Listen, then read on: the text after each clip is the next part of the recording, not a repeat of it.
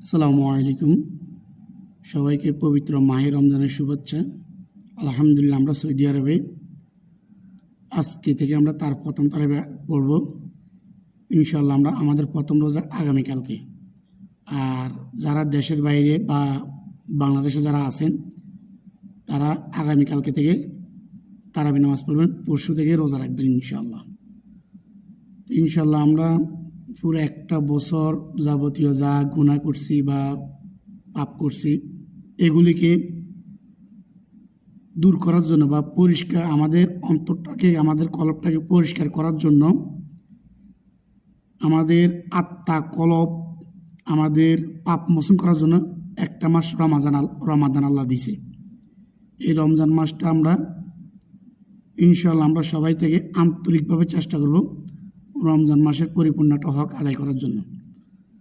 আর যেহেতু আল্লাহ একটা 11 মাস পরে একটা রমাদান মাস দিছে, এই রমাদানটাকে আমরা পরিপূর্ণভাবে আগড়িয়ে রাখার জন্য শক্তভাবে আমরা ধরে আমাদের পাপ মোচন করে আমরা পরিপূর্ণভাবে যেন আল্লাহর সন্তুষ্ট অর্জন করতে পারি সেই ব্যর্থ কামনা করছি। আর সবচেয়ে বড় বিষয় হলো দেশ ও দেশের বাইরে যেখানে থাকুন না কেন সবাই আমার জন্য দোয়া করবেন। এই বলে আমার সংক্ষিপ্ত আকারে আজকে শেষ করলাম। আসসালামু আলাইকুম।